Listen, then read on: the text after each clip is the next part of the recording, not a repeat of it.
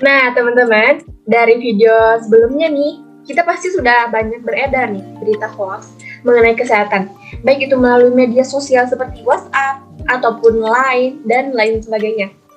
Maka dari itu, kami dari RK379 mempersembahkan penyuluhan hoax mengenai kesehatan.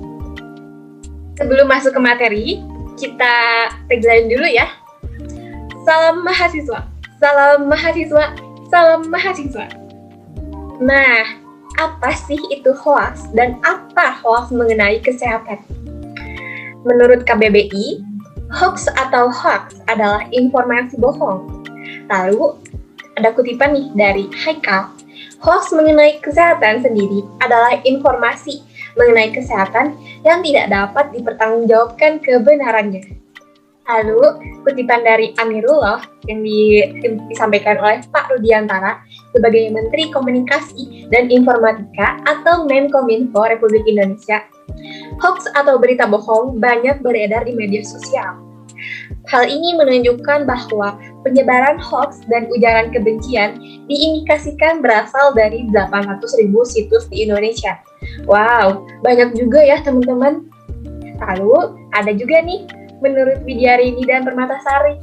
Salah satu hoax yang juga banyak beredar melalui media sosial adalah hoax bidang kesehatan. Menurut survei yang dilakukan oleh seorang dokter bernama Ari Fahrial Syam, sebanyak 90% lebih informasi tentang kesehatan memiliki sumber yang tidak jelas dan tidak dapat dipertanggungjawabkan.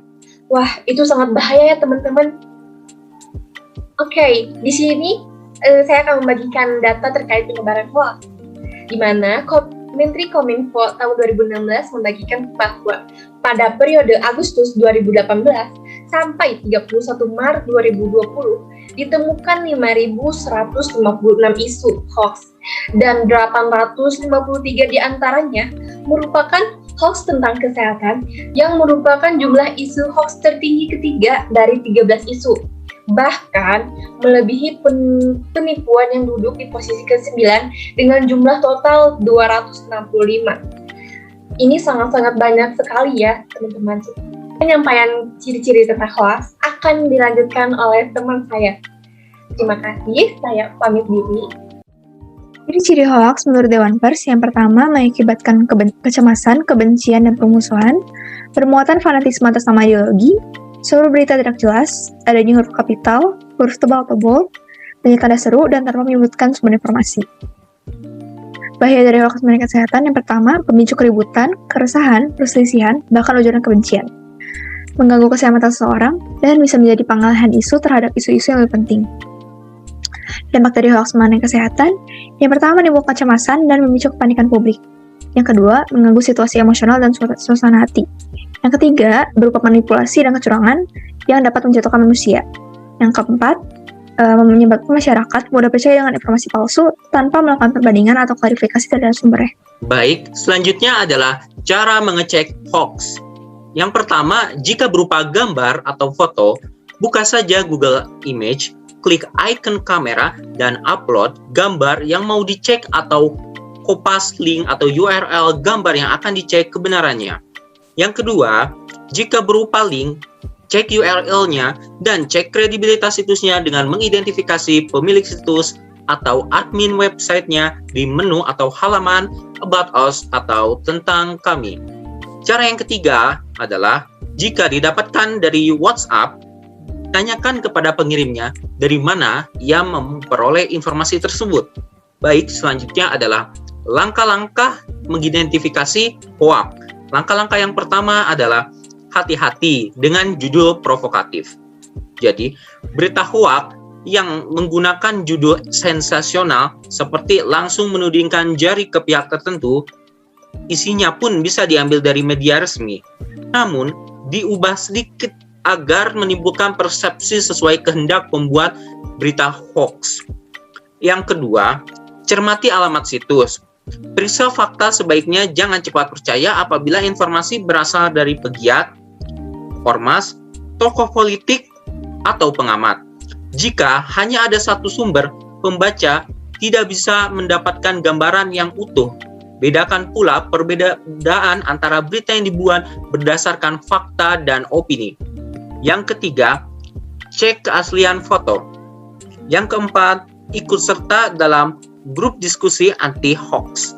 Salah satu komunitas online yang dibentuk oleh masyarakat anti-hoax sebagai media diskusi adalah Indonesian Hoaxers.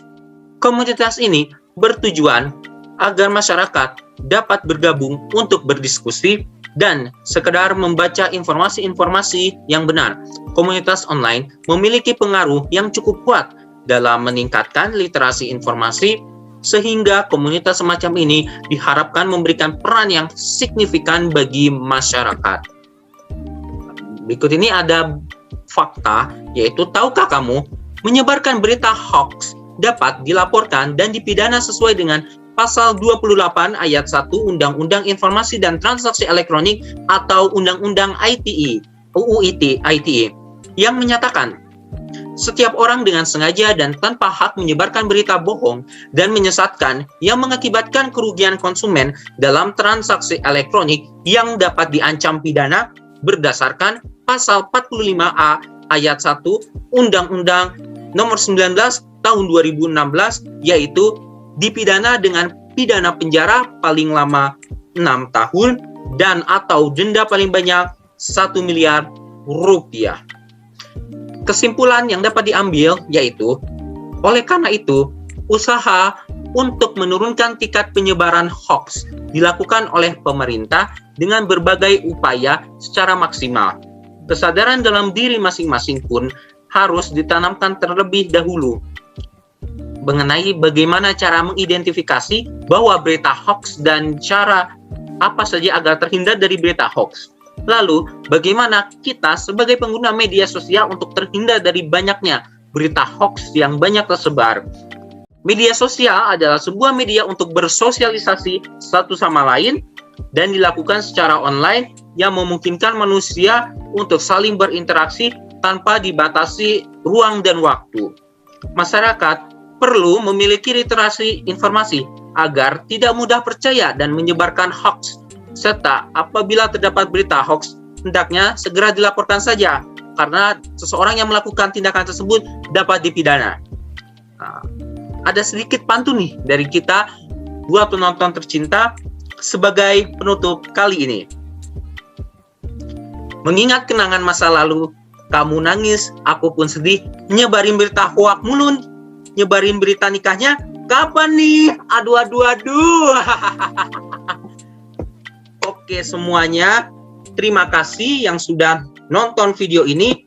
Jangan lupa like serta subscribe channel YouTube ini, serta nyalakan lonceng karena setiap minggunya kita akan upload video mengenai promosi kesehatan. Thank you and stay tune. Sampai jumpa lagi di video minggu depan. Bye semuanya. Wassalamualaikum warahmatullahi wabarakatuh.